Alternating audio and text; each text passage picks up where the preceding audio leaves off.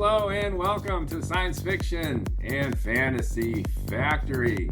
I'm excited to have Kenton Pierce in the factory today. Welcome, Kenton. Hey, thanks. Really great to be here.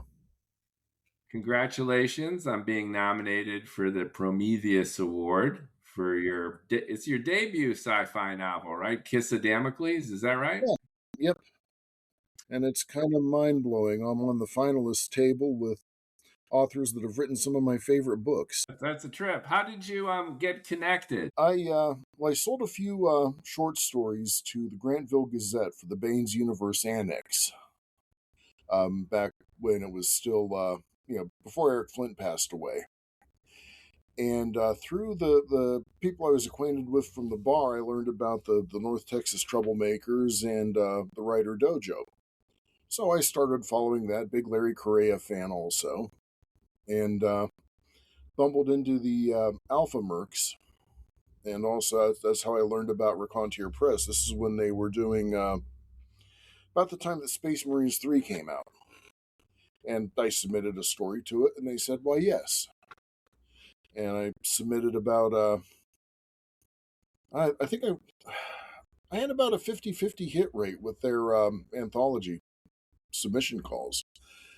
And after they ran maybe 10 or 11 of my short stories, they noticed that they're all set in the same universe, the same storyverse. Most of them on the same planet. And at LibertyCon, I can't remember, it might have been Ian, or he might have had Jim buttonhole me. One of the two said, hey, we understand you have some manuscripts set in this same universe. And I'm like, why, yes, I do, 4. So they took a look at them, and they liked what they saw. They liked how it tied in with the short stories they'd already run. And boom, great press. Congratulations, you're doing it the indie way, right? Your crawl, walk, run. You got shorter stories. You're networking. And the Raconteur is part of that military sci-fi crowd.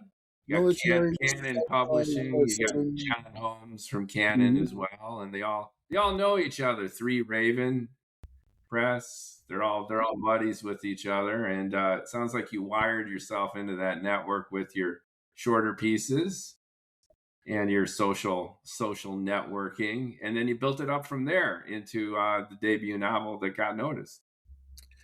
Yeah, I'm still not even sure how it got noticed, but then again, I'm more of the nerd writing type. I let the people who are smarter than me handle the marketing and the PR and such. I'm just a monkey with a keyboard. I let them do the business things because I just don't have the bandwidth. Most of us are like that. I'm a writer too, and one of our biggest frustrations is just that marketing side, getting seen. We're sitting there putting all our heart and soul into doing the actual content creation, and then finding consumers is just like a different skill set. But you managed to pull it off pretty well with these few touch points, making some friends, taking some names, and it got you into what would be considered the mainstream of the genre. Yeah, and it's still kind of surreal.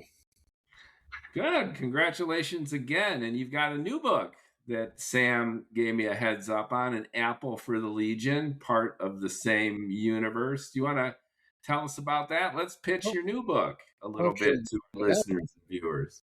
An Apple for the Legion is a prequel. People who have read the books, or even most of any of the short stories, are probably familiar with Hesperides' colony's long night. Invasion, asteroid bombardment, the invaders didn't have enough boots to take all the population centers, so they just decided to scrub the larger ones out and take the secondary cities. And one of the asteroids they dropped hit a little bit too close to a Yellowstone-sized caldera, which then unzipped. And that brought on a volcanic winter and then centuries of global cooling. And this is this novella is the first day of that. It's actually from the point of view of one of the invaders, an earnest young officer who honestly believes she is humanity's righteous sword and stalwart shield, liberating these poor slaves from the corrupt and decadent Terran Commonwealth. And of course, a lot of my stuff is a lot of the short stories are just a historical reference that ran wild and wouldn't leave me alone.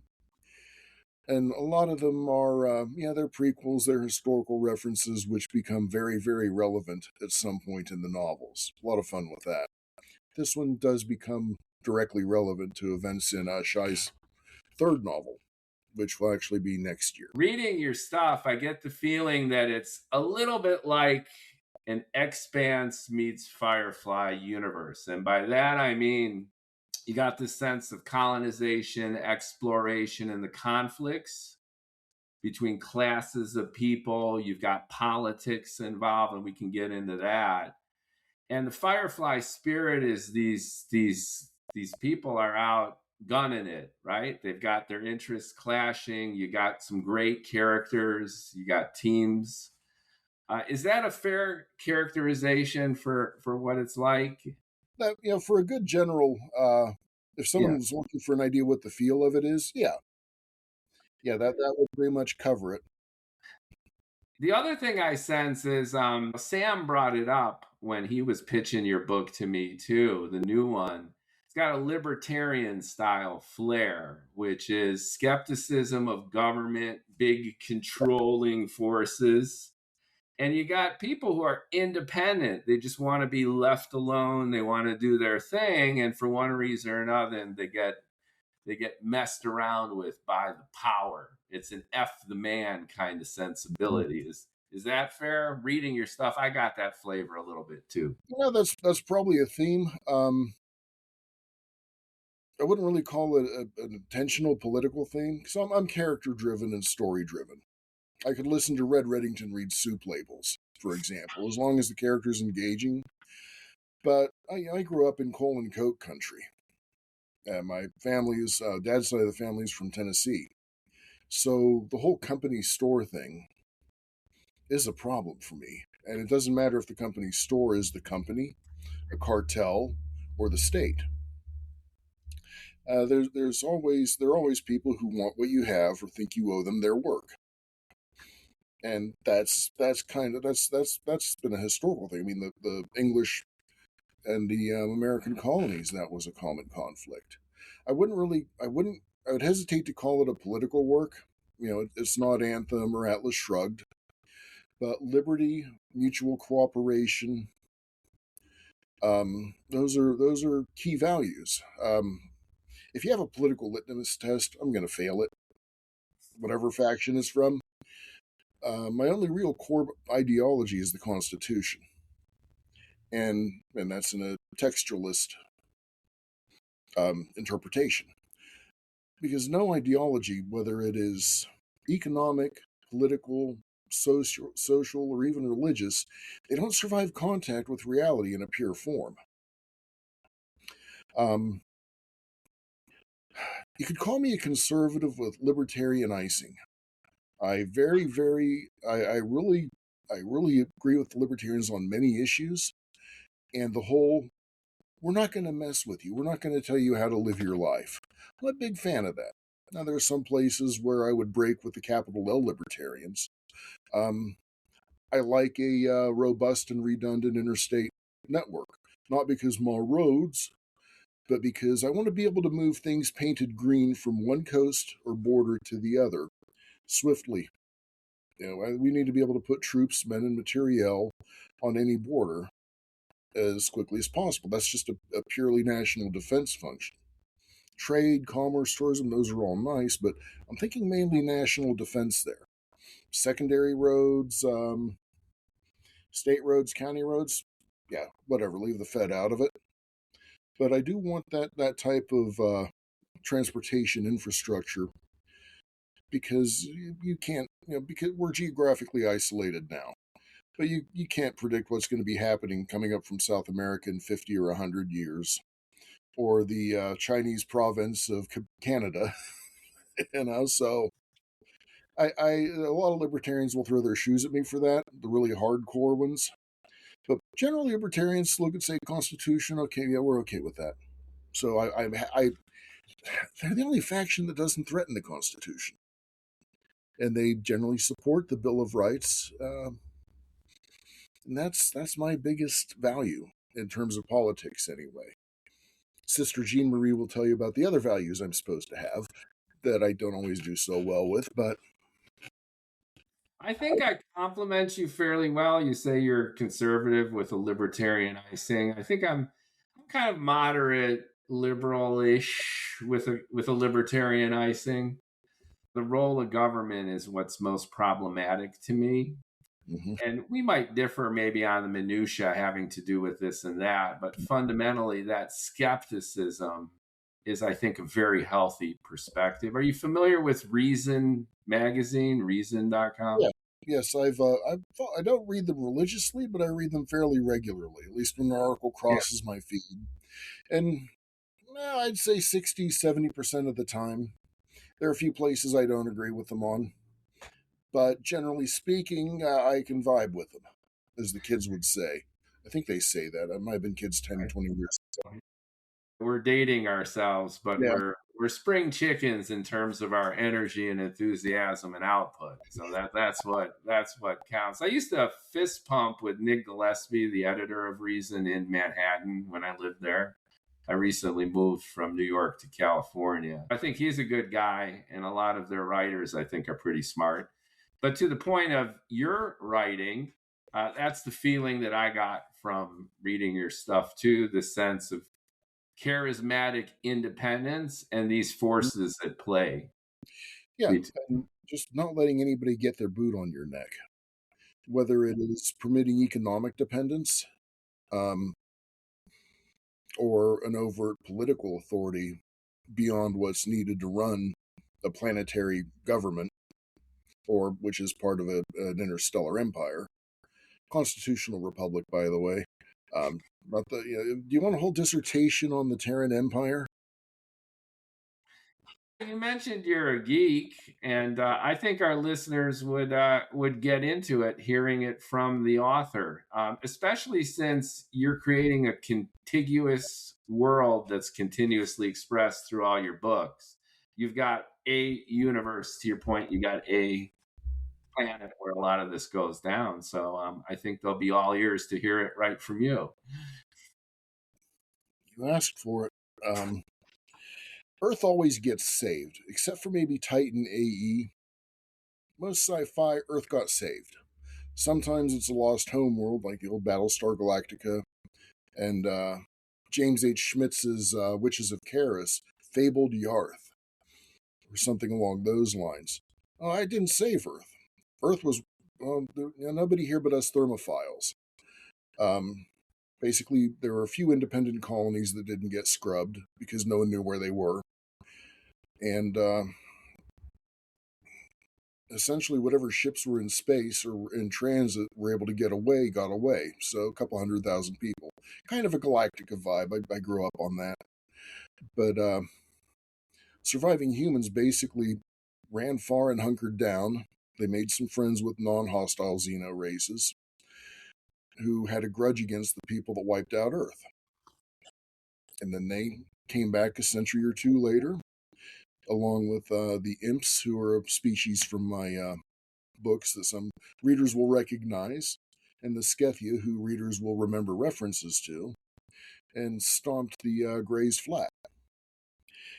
And the humanity was at that time an autocratic empire, because when you're on the endangered species list, that's an acceptable place for lifeboat rules.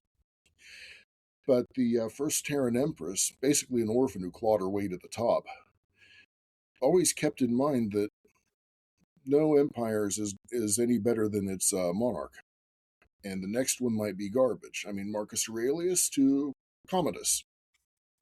You know how that worked out. So the whole plan was to move towards a constitutional monarchy, getting more and more on the constitutional end, and ultimately a republic form. Yes, you've got a federal government, you've got the Articles of High Law, which are the Constitution and Bill of Rights, and as long as a colony or world didn't violate somebody's constitutional someone's basic rights, they could run government however they wanted. It was a laboratory. Every colony was permitted to be a laboratory on how they did things, with certain exceptions. If the fleet comes through, you don't have to quarter troops or anything like that, but you're not going to tell the fleet, no, you can't stop at our ports before moving on to the front. You can't make war on other colonies. That gets a big stomp. But people they let the different colonies figure out how they want to do their trade policy, their education, all of their internal things that affect their citizens' daily lives. So people could look and say, "Oh, that works well. Let's try that," or "Ooh, that went poorly. Let's stay away from that policy." And gradually, the imperial family moved farther and farther away from political control to simply social engineering. Although they kept a few oh shit buttons hidden in case of emergency. That spirit is seen in Shai and her people. One of the things that my empire did was localize as much production as possible.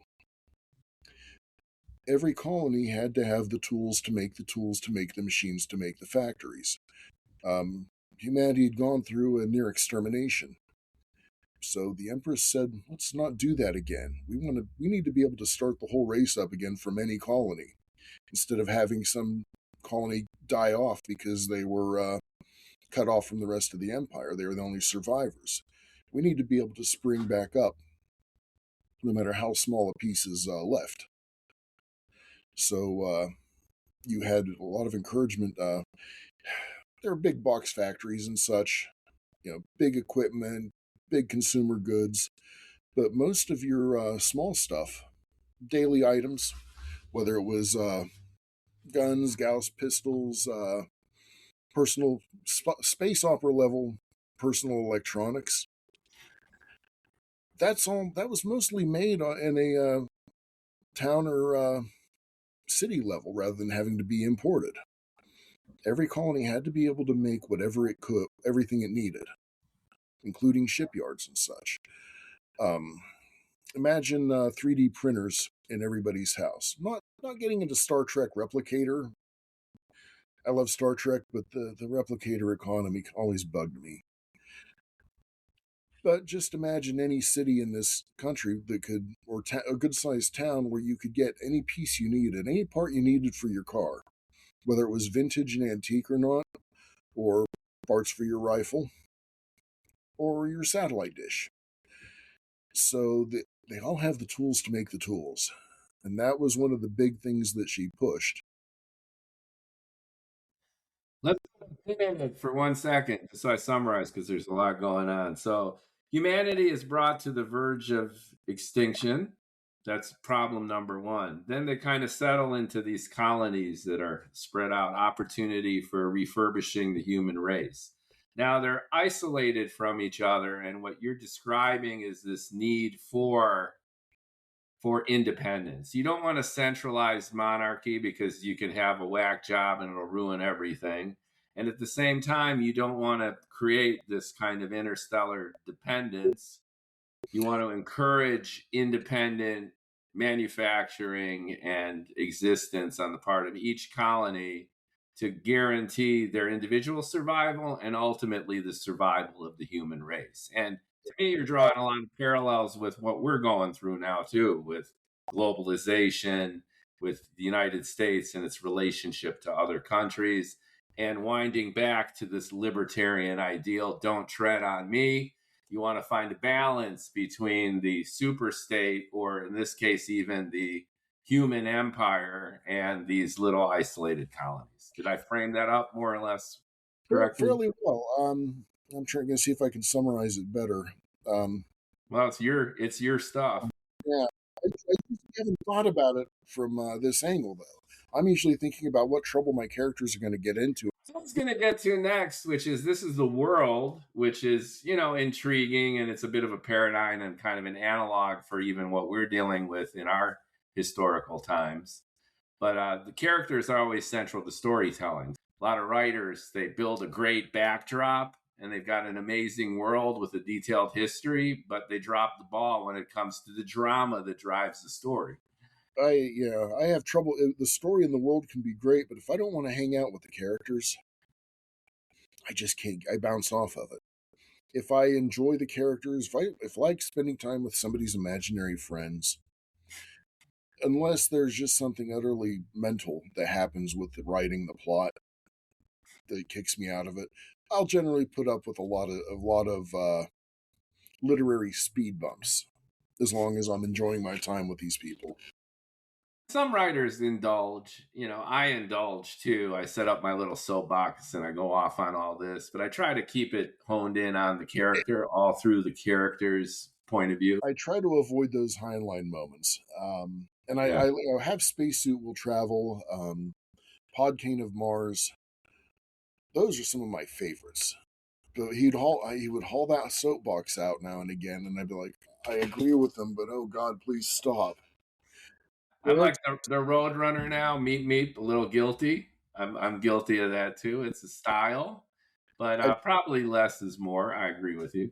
I try to reduce it to little sprinkles. Well, your prose is fast moving. I just want to observe too that you're fun to read, which is Thank very you, important. thank you Yeah, very much. yeah. Um, I have one character who occasionally lectures the protagonist, but he's an archivist. He's a teacher as much as he is an engineer and a records keeper and a lore master. So he will now every now and then he'll get to do a paragraph or two of a lecture, reminding a character that information is a form of power. He actually tells her greed is for amateurs. Resources and wealth are only one lever of power. And talks about how he goes on to remind her that control over education, which the Green Line Town leadership is trying to accomplish, control over knowledge, those are other levers of power and manipulation. So there is a bit of a soapbox there, yeah. Let's zoom in on some of your heroes. Ultimately, a great story is a hero's journey. You give them goals that are clear, then you punch them in the face, and then they have to overcome one obstacle, which creates new problems, and then they overcome those obstacles, and then they got a macro kind of goal, and either they accomplish it or they don't, but you feel emotionally vested, right? That's good writing. That's what I try for. So tell us a little bit about the hero. Let's maybe start with your new book that just came out, Apple for the Legion. Apple for a Legion, the hero, the protagonist, is an earnest young officer. She's a legionary, which everyone else, the people in the Terran Commonwealth, just call them Gene Jacks. And they also call them Juggers, which is a slur, because they are taken from ovum and sperm that were donated to colonial gamete banks before their mothers and fathers went off to war, when humanity was still an endangered species. And a splinter nation, they seceded from the Terran Commonwealth, the Society for Mutual, or the Fellowship of Mutual Prosperity. You can guess how that's going to work out. Um, they took their share from their own colonial gamete banks. They took the sperm and ova of humanity's greatest heroes, and they didn't make clones of them, but sons and daughters. And they carefully optimized their genetics to make them better, faster, stronger, smarter, but still be able to breed true with baseline humans. And they also took care to essentially sculpt them genetically to make them the Olympian physical perfection as close as possible, and also to make them represent, physically resemble the iconic hero that they were born of. As sons and daughters, centuries removed from their father or mother. But this is the face of a woman. The legionary telling you to drop your weapon is the face you've seen on a statue in front of your high school. Imagine someone looks like George Washington or Teddy Roosevelt. Whoever your cultural hero is, and then on top of that, they're elite. The best training, the best equipment, and bred and designed for war and conquest. And she is a true believer. She has been indoctrinated since she was in an ex vivo uterine replicator, a little fetus floating in fluid. They were playing subliminals. They were playing propaganda, because even though the little fetus won't understand it, the sounds, the patterns are there. The ultimate control, Mm. congenital control. Yeah, they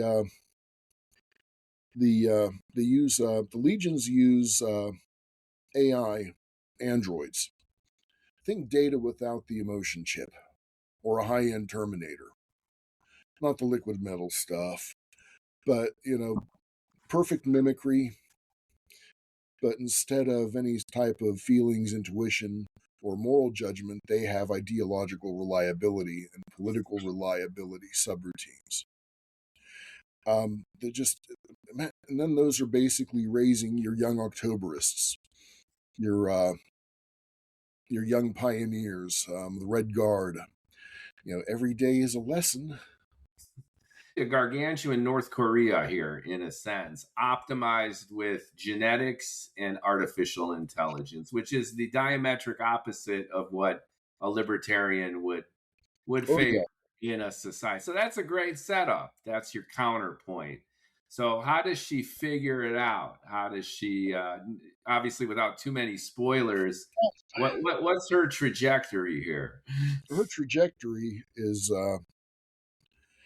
that when the Hephaestus part caldera blows out, and her all the forces on the planet are basically cut off from resupply from reinforcement, and then she learns that the guiding cast only sent just enough to do the job.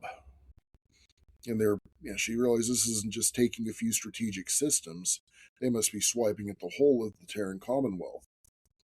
So that's a big mistake right there, because even the most basic tactical, some of the most basic strategic understanding says you never send just enough to do the job. Um, and when you're cut off from control like that, and the situation goes south, you start seeing the where the indoctrination wears thin. Places where the ideals that you've been told you represent are being countermanded by higher orders that are just the opposite of what you've been told are your values. But see, the problem that the political officers have is she's a true believer who sees that the people she works for are violating what she believes in. Um, at first, it might look like this is a book about a girl who read the wrong book, and she is given the wrong book, intellectual contraband. But that incident's just a fulcrum. There's another character who is the man with the lever, who is helping guide her through understanding what's happening, but also ultimately sets her trajectory. And I can't tell you more without spoiling. That's a terrific setup, and it really, in a sense, aggregates everything you've been talking about your worldview and your style of writing and the genre itself. So it's a nice setup, and in ways you can see where it's going, but I'm sure they're surprised. It's inevitable, but still surprising in terms of where a setup like that could and should go.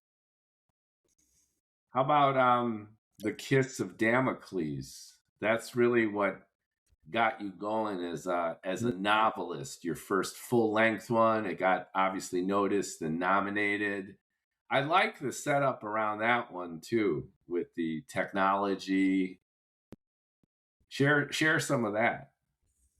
Kiss for Damocles is the first book in Fen and Rose series, and that her story arc is actually the core of the series. There's this parallel series running about Ravati Aziz, but that it is parallel independent. But Shy is the heart and soul of the Tales from the Long Night. She's a scrappy little homesteader with angry short girl energy. She and her sisters fight like Irish brothers until somebody takes a poke at one of them, and then they hit like piranha. Think Laura Ingalls with a sawed-off shotgun and extra grenades in space. She finds her community is in an old iron mine. Um, this is an area. This is a planet where the axial tilt is a bit greater than Earth's, and a longer year. So they've got 9 months of polar night.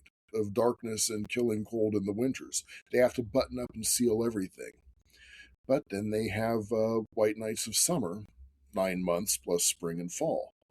So they have to hunker. Survival is that 9 months is a long time. The hydroponics go bad if vermin get into the stores or fungus.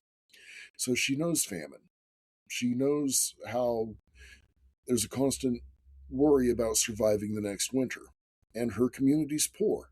They generally trap and export pelts and maple sugar. For medicines, for what little high tech stuff they can afford. Shy finds a wreck buried in silt and slowly washing free by erosion in this draw. And the materials this old spacecraft is made from are incredibly valuable because the colonists can make them on a cottage industry, on a workshop level. Working materials you find, those salvage, is a lot easier than making, say, and forging high-end steel. You find a batch of it, your smiths, your smelters can do a lot of work with that, but cooking it up from scratch with like the vanadium and the right alloying elements. So it's a bonanza. The wreck is going to turn her town and her little homestead into a boom town. And that causes friction because the nearest big town, Green Line town, the trade they're it's usually an assortment of trader families fighting with each other over who's the big dog. All these hubs and depots and neighborhoods in Green Line town they have just enough organization to keep the cops from getting into fistfights. But someone is consolidating power, which you might think is a good thing until you see who the someone is and what their goal is. So her find, it makes her homestead rich, but it also kicks over a lot of apple carts. At the same time, her mom has been finally kind of levered into reestablishing the old prefecture government, the original colonial government. And Green Line Town wants to be the center of a new government, and the Articles of High Law, those aren't relevant. They weren't written with this type of emergency in mind, with this type of isolation in mind. All the type of stuff people who say, "I'll throw the Constitution out, it's irrelevant." All those excuses. Collectivists, where you've got, "Oh, we're going to share equally according to need, but I need my mansion. I need my villa." That type of clown. Um, so Shy makes she creates some rivals with various trading interests who she's screwing over. And she also makes some real enemies out of a would-be autocrat. And things go downhill from there. And there's a mechanism. The title of the book, it's like the sword of Damocles hanging over. You've got some orbital technology, and then you've got a power mechanism that really gums the works for her. When the Mutual Prosperity invaded centuries ago, they deployed an orbital artillery network. It's run by an AI, and it's actually an orbital fleet. You've got your weapons platforms that drop kinetic energy weapons. You've got some larger ones with mass drivers instead of just dropping a lazy dog. And it has its whole fleet of supply and maintenance support craft that'll actually go out and mine the asteroid belt for more nickel iron to make into munitions. Its last orders from the before the Mutual Prosperity fleet was wiped out were to fire on any unauthorized wireless communications.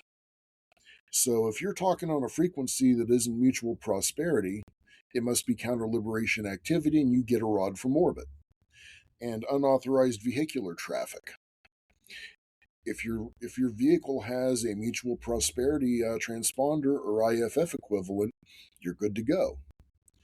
If it doesn't, even an internal combustion engine gets a rod because it might be partisans.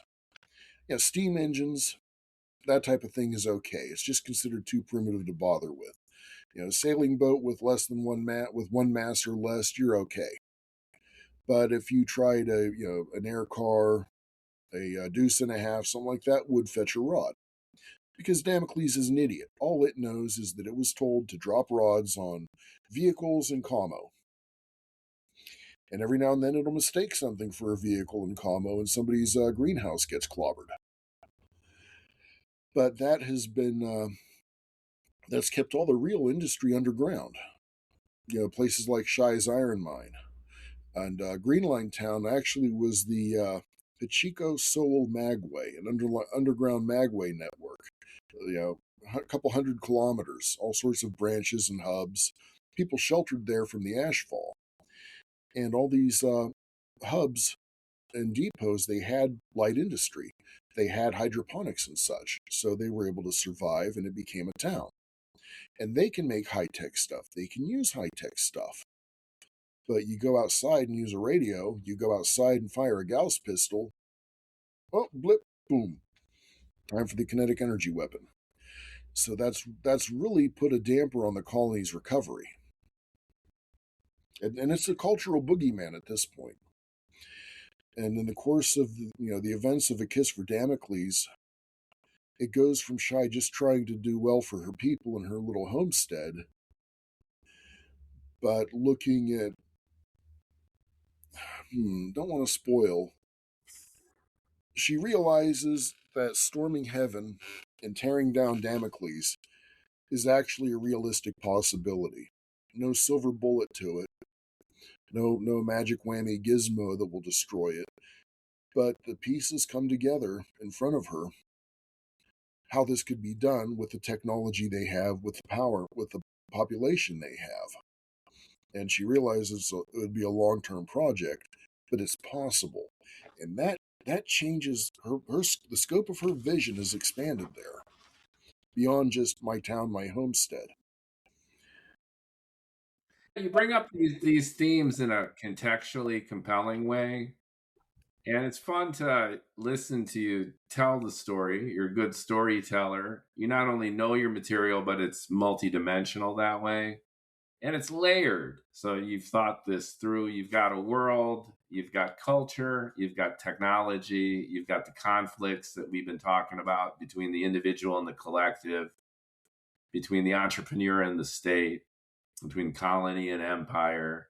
And then you throw in the gizmos and tech, the AI, the genetics, the mechanisms of control, and all that kind of stuff. It it comes down to the stories that captivate me the most are about people. You could take Lois McMaster Bujo's Vorkosigan saga, Sitaganda, Barriar, Shards of Honor, and you could change the setting on those. As you'd have to adjust the tech level in that, but the personalities, the conflict, the dynamics, and between the politics and social issues, and it'd still be a great story.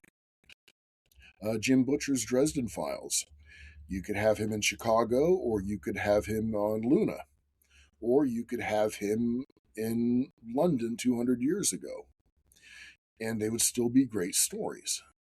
So I figure if you've got a solid characters and a good story, the rest is just it's what flavor icing do you like? It's weird. It's kind of form and content, right? In ways it's completely interchangeable, and yet the setting that you choose and the archetype of character that you throw at it then becomes its own thing. It's the novel, the story itself, and it becomes its own universe. But it is plug and play. It's modular, and it's like Mexican food, right? You can take Mm-hmm. this technology or this world or this character and you kind of mix them up and you throw it. But then they come to life. And then they set their own rules and tone, create their own drama. And that's when good writing and good storytelling really hit the ground running. Yeah, Jim Butcher had once been asked if he had trouble getting his characters to do things, and he said, "No, my characters work for me. I'm the opposite. I'm more like the company clerk who I hand out the duty assignments that someone else came up with, and then I follow them around writing up incident reports and trying to find out what local officials I have to bribe." I love that. I can't tell you enough how as a writer and as a commenter and a podcaster, I love that point of view. And I've experienced it myself. I feel that I do my best work when either the guest leads the podcast or my character tells me what to write. I feel like I need to be a tool in order for this to be successful, frankly. And I'm honored to fulfill that role with dignity and respect, because that, I think, is our job as a creator. Let the characters write it. You kind of set it up. And it's almost like a chess game, too. You know, the pawn moves this way, knight moves that way. There are rules of the game. You might be the one who created the characters and how they move. You've created the board where they play it out.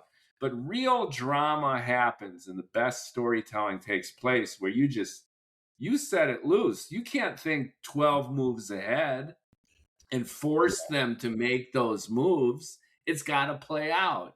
And how it plays out organically is what it's all about. They surprise us, right? It's like I didn't know how this would play out. I come up with all sorts of plot complications and traps, and they kind of giggle at them and point, and then walk around them and get into more trouble than I could have come up with for them. Yeah, at the end of the day, a character has to stay in character. And if that person's nature is going to change, or their outlook, whether it's growing or whether it's falling back on something older, there's got to be a reason for it that the reader can see how this person becomes harder, or how their heart is softened, or how their scope of vision has been expanded. The reader has to see that journey happen and say, okay, this feels natural. Um, there are some shows there was a animated show where the protagonist had turned out, she's a female, and she turned out in the third or fourth season realized she liked this other chick, and people were like, oh god, they're being woke. But throughout the course of the series, I had caught these little moments of connection that are the way a relationship develops. Now, without getting into the moral issues of this or that style of relationship, I noticed this character developing this connection with the other character, and it worked for those characters with that story. Now, I've seen a lot of shows where they would just suddenly decide, oh, make him gay. Oh, wait, she's a lesbian now. What? Where did that come from? And it's like, oh, the focus group, where we have to change this for modern audiences. If the characters, when they change, the reader has to understand why they're changing. They might not like the change, but if they understand why this person went down that path, that'd be a lot more forgiving, and they're not going to be kicked out of the story by an unrealistic choice. True Blood episode. Character is having a fight. She's wandering through the vampire Lugaroo infested swamp at night. She gets mad at somebody she's talking to on the cell phone, and she throws her phone into the swamp. In the middle of that's like the LT getting mad and throwing the radio into the swamp, or the M60 gunner deciding, oh screw it, I'm mad at Bill, so I'm going to throw away my pig. That type of TV level writing bugs me. The worst example is in the Star Wars prequels and sequels, which yanked real organic characters completely out of it and devastated what started as a revolution in science fiction. I think George Lucas shot himself in the foot by doing all the wrong things in all the wrong ways. Oh, don't even get me started. My favorite is when, this isn't even Lucas's fault. This is just the Disney Corporation's fault.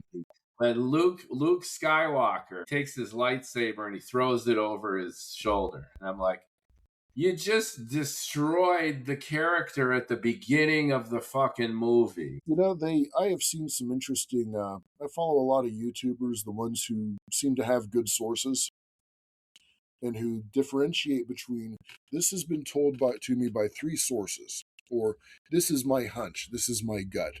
They're careful to differentiate between those things. And the general consensus is that Disney, Kathleen Kennedy, wanted to basically destroy the original trilogy in fans' memories so they could create something new with modern values. Out with the old. It's destroy the old, out with the old, in with the new. Cultural revolution on cinema. And there's also that awful. We need to deconstruct the heroes. It infuriates me, frankly, but they commit the cardinal sin that you're nailing down here, which is it's not an emergent consequence of the character that you've created being true to themselves and acting in a way that makes sense, but it's external forces that then interrupt this gameplay, if you will, with things that have nothing to do with the story. And viewers, readers instantly sense that dishonesty that is forced into a story. There's also a tendency to, it's I can't say it's emerging, but it seems for the past 5, maybe 10 years, to demand that people excuse bad writing and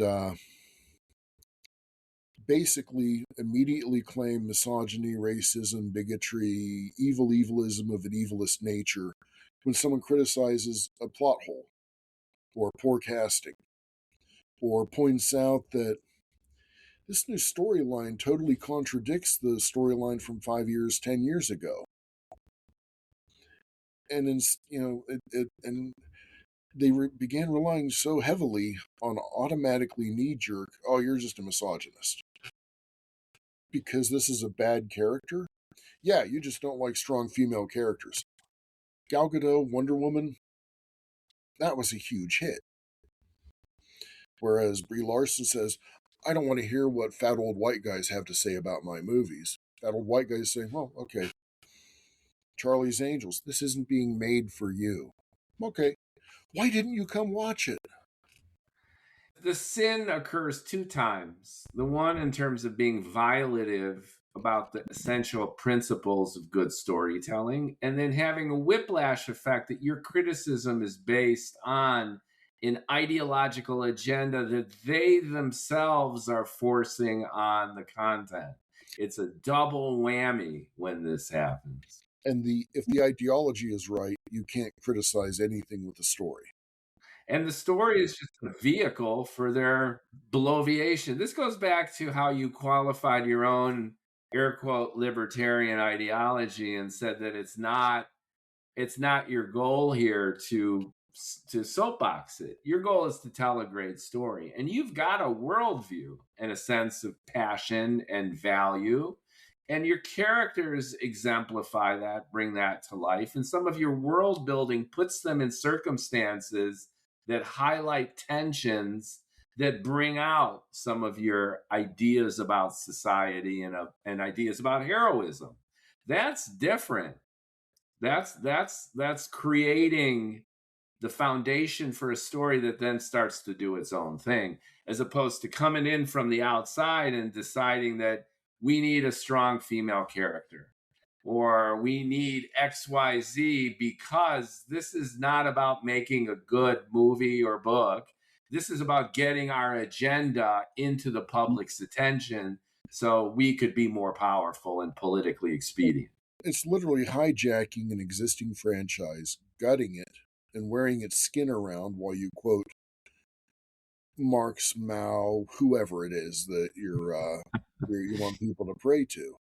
People are like, wait, who's that wearing He-Man's skin? What's interesting to me, though, too, is if we take a few steps back and look at the trajectory of popular science fiction, when TOS came out, right, the original series, and you can talk a little bit about how that engendered the beginning of your writing too. When TOS came out, Gene Roddenberry, the idea of civil rights, of humanism, of equality was paramount. So he did the radical idea of having an interracial crew, You had an African American sexy woman who was, the communications officer and on the bridge. And the captain ostensibly was a handsome white guy.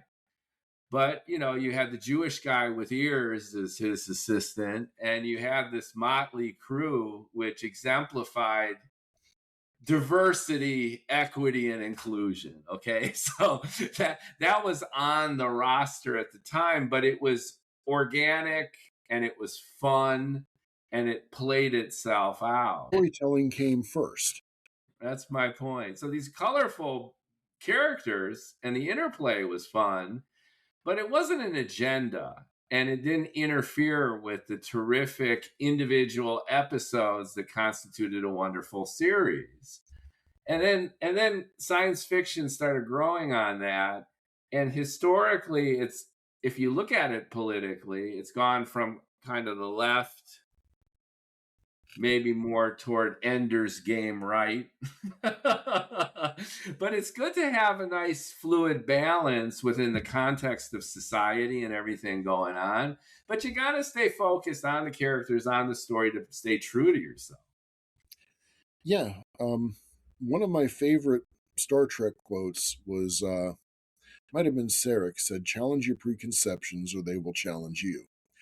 Roddenberry and Rod Serling, too, they had a social agenda they wanted to sell, but they Yes. told a good story in a way that we're hoping some people are going to think about this social issue. And sometimes it was more overt, sometimes it was pretty subtle, sometimes it was deliciously subversive. But there was always the story, there was always the characters, and they weren't the whole episode lecturing you and scolding you. It wasn't a struggle session. Never. The Prisoner. Oh, unmutual, unmutual.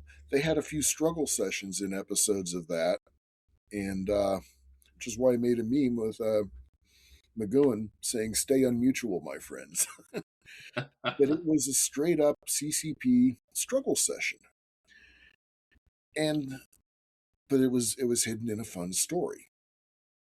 People might not even have recognized it for what it was, but these days I see things happening on college campuses where someone says the wrong thing and they have to do a big tearful apology or be ejected from the party.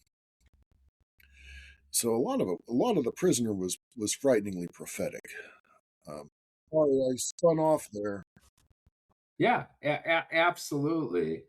And I think what's really, really healthy is all these genres and subgenres and the opportunity for writers exactly like yourself to honor the artifice and best practices of great storytelling, have sleek, fast moving, entertaining prose. But even more significantly, I think you're differentiated in what you're exemplifying here is your worlds and the characters within them are richly detailed and it makes sense. So you're not pulling stuff out of your ass. And in science fiction and fantasy, this happens too frequently, I would say, where it's not just an ad hoc gizmo or gadget that comes out of nowhere, but it's plot elements that are just fanciful and don't add any value. Your stuff is very thought through from a cultural, political, technological vantage point, and that makes the entire story much richer. You're adding dimensionality to it. Thanks. That's what I try for. I don't like silver bullets. Um, or the MacGuffin that saves the day. As much as I loved Raiders of the Lost Ark, there's no Lost Ark on Hesperides. There are hidden resources, hidden assets, hidden factions. Um, but when there's like a technology or something that will be pivotal, it's something that will have been referred to at some point or another in terms other than all the magic wumpus or whatever that item might be. So I try to keep it grounded. I like to keep the science as firm as possible. It is space opera. I don't worry about gravity on ships. In fact, smaller vessels have because that whole inertia thing, accelerating, maneuvering at these speeds would turn the crew into a red paste on the back bulkhead. Well, there's the Dresden Blackstone inertial sump. As my brother-in-law said, because it's effing magic. Why not? And there's no problem with that A because little. it just gets in the way. If you've got a physics or cosmological impediment, Mhm. then space opera style you can get rid of it. No one ever, looking at the classic Star Wars sequence, it never bothered anybody that the Millennium Falcon had gravity on it. Mhm. And it never bothered anybody that you could just go into hyperspace and come out wherever you want. The thing that was important was the characters and the story, and it was like getting into their car and getting back out again, which was expedient. Other people use the hard physics and science to create a mood. Like Kubrick's 2001 is a terrific cinematic example where there's no sound in space. And that created a horrifying sequence when the astronaut is tumbling by Yeah, himself into the void, and you're like, wow. And if you're adding laser explosions and bullshit, then it's just going to get in the way of that awe-inspiring moment. the swoosh boom in space. Yeah. Um, and it comes down to what atmosphere and style.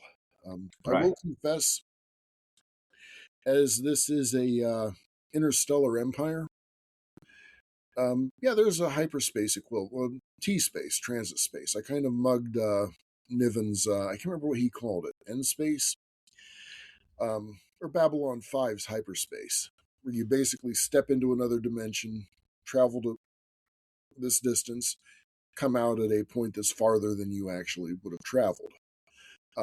Except I've got bad neighborhoods in T space that people are just starting to learn about. There are places in T space where Sam Neill is smiling from the shadows, quietly doing the creepy Sam Neill smile. Yeah, Giving you a little hat tip. There's other problems too, Einsteinian time dilation, the fact that time and space are not absolute.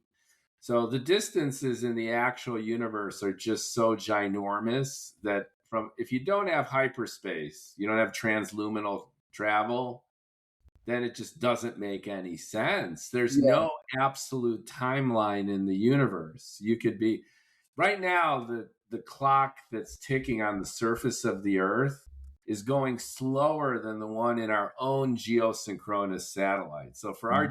GPS to work, they need to plug in Einsteinian field equations or your GPS wouldn't work. And And this is cost. just 23,000 miles, let alone 26 trillion to the closest star. It gives me a bigger playground instead of keeping everything to one system. And yeah, there are storytellers who can do that just fine. Tell wonderful stories on one planet or in one system, but I'm not one of them. And even Asimov used faster than light communications. I think it was him who came up with the Ansible. He had to. It wouldn't have made any sense. The Federation saga would have been impossible. You can't have a galactic empire in real time. It's Mhm. just defies the raw laws of physics. I would heartily recommend Lois McMaster Bougeau's Vorkosigan saga for a fairly solid way to run your communications and such on an interstellar scope. Basically, wormholes linking systems. So you can hop a wormhole to the next system, but then you have to travel across the system in with normal drives, normal engines. Your radio, your communications, tight beam, whatever, it's still speed of light. That's also the Starfire series, Dave Weber and Steve White. That also inspired me on how I wanted to do this, because I didn't want to just warp everywhere. I wanted things like time and distance to matter, at least on a system level. It's micro versus macro, and if you create a situation in a world where everything is immediate and easy, then you're actually undercutting yourself because you need challenges for your characters. If they just snap their fingers and they get wherever they want to go, this is part of the problem with some fantasy sagas where the characters are like Superman. Superman is the most boring superhero because he's ostensibly invisible. I mean, invulnerable. He Mhm. can be invisible too if he wants. So where's the tension? Where's the vulnerability? And when you put characters in a universe where everything is immediately accessible and there's no problem, then you remove that tension. Yeah, I think and this offended my mother deeply. At some point, DC Comics decided that Superman was vulnerable to magic. An enchanted sword would cut him. So it wasn't just how do we find some more of this super rare kryptonite and slip it into a cheese. That character's boring. They gave him another weakness, and it opened a lot of doors for storytelling that made the character a bit more interesting because there were things that could punch him in the nose. Absolutely. And talking about being human, how do you write? I've got viewers and listeners, many of whom are newer authors who've been in the game for a while. Do you have are you what do they call it, a prancer or a pacer, or what the hell is it? Like, do you sit on your ass and bang it out, or do you need to drink tea and wander around the room? How do you plan this out? How do you Yes, do what you do? I was one of those ADHD OCD kids. Maladaptive daydreaming. I was constantly daydreaming, constantly distracted, constantly not paying attention. Yeah. And the swing set was a Colonial Viper or an X-wing, depending on what I'd watched most recently. And you do that for a few decades, you get pretty good at daydreaming, and then I just learned how to organize the daydreams. I'll come up with there'll be a simple historical reference or a line, and that spins up into a scene. And that might be the finale of a book, that might be just a climactic or pivotal scene, that might just be a punch in the gut scene. And I'll go ahead and put down notes on that so I don't lose the vibe, the feeling I want, or the atmosphere I want to create. And I just put those on basically on an electronic whiteboard. And I end up eventually with a pile of these events, these landmark scenes or tentpole scenes or milestones. And then I spend a lot of time drinking coffee and walking around in circles in my living room doing the stimming thing with my fingers and gradually get them put into order. Like, oh no, this is just going to get yanked and become a short story.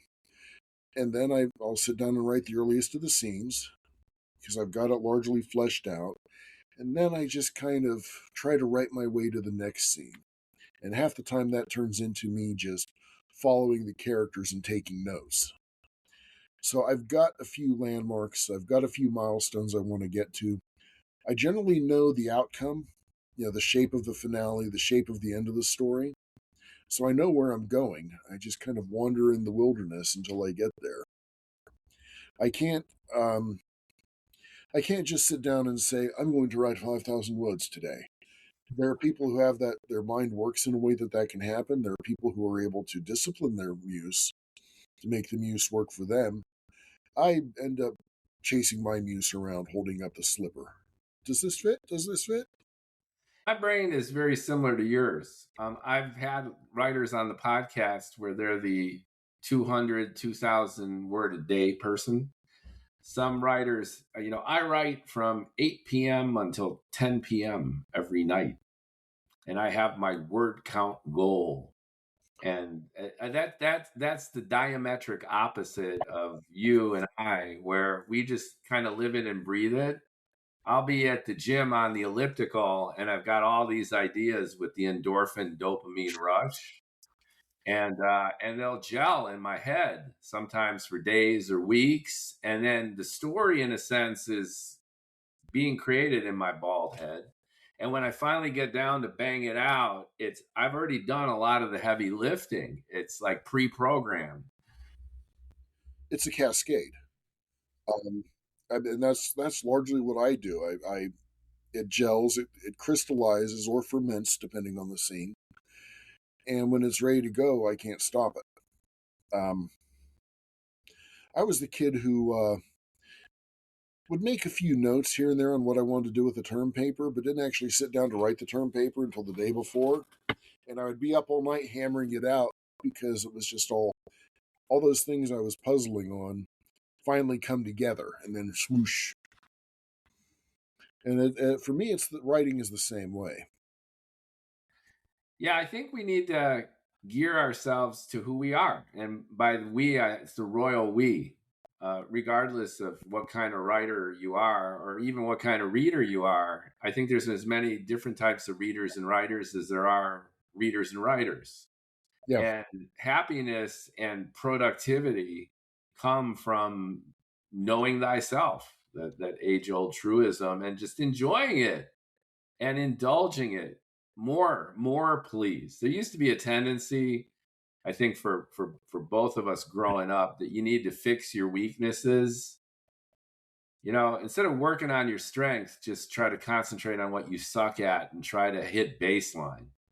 And I think it's way smarter, more expedient, and way more fun to indulge everything that you're naturally great at and just try to ignore the stuff that sucks, because you're really not going to get much better at it anyway. So if you can accentuate the positive, if you're dialing stuff up to 11, keep at it, because that's going to raise your overall level of productivity and happiness accordingly. And one way or another, you're going to get it out there, and it's going to be great. I think that's probably a good tip. It seems like you exemplify that. Thank you. I had a thought and just lost it. Compulsive daydreamer, I can't not tell these stories. They leave me no peace until I write them down. The line that becomes a scene, or that becomes a conversation, that becomes a scene, they just keep looping in my head until I type them up. So I may as well. Yeah, you're not the only one saying that. Yeah, I think the guests I've had who are happiest doing what they do and are the most productive exemplify that attitude, that our brains are always cooking. We always have an idea. I brought this up with another guest, that a lot of stand-up comics are like this too. They're always working on material 24/7. They're at a lunch, or they see something funny, and it immediately, they see a joke, they see a scene, they're writing, they're talking, they're working it through. And you got to live it to be it. And then if you be it and live it and do it, then you could be successful at it. That's kind of baseline. So what's next in your J. Kenton world? Well, June will see the release of Shai Fenenro's second book, Stormjammer. It's slated for June. This is a direct sequel. It's Shai's next day. And she basically is going to find herself, and she's made great progress. Her community has made tremendous progress after the events of A Kiss for Damocles. Starts a few months later, well, a month or two later. And basically, the planet drops another big, nasty surprise on her and her people. A new threat that was foreshadowed, but nobody really saw it coming. And suddenly worrying about the townie trader princes is not quite as urgent. It's still a problem, but there's a sudden existential threat to pretty much everybody in that region of the colony. All the towns in the north. And so she still has to contend with the issues from A Kiss for Damocles, but there's a new sudden urgent matter. She will end up traveling down into the area called the Pride Lands, the Nuevo Tijas prefecture, Costa del Astra. Those are referred to in the earlier books and in the short stories. Several short stories take place down there from the anthologies, like Space Cowboys. And she will eventually find herself visiting the southern continent, which was a alien enclave, allied aliens, fellow members of the Corward League, but not Terran Commonwealth. And the Prosperity basically wiped them out with a bioweapon when they attacked. And she has to go to this haunted wasteland, which is essentially an alien biome, and then her life gets really complicated. All right. And hilarity and action ensue. We Yep. will I'll put the links to all your goodies in the description below. So if they're not familiar with you, they can get more familiar, get your books. Like, comment, share, everybody. Subscribe to Science Fiction and Fantasy Podcast.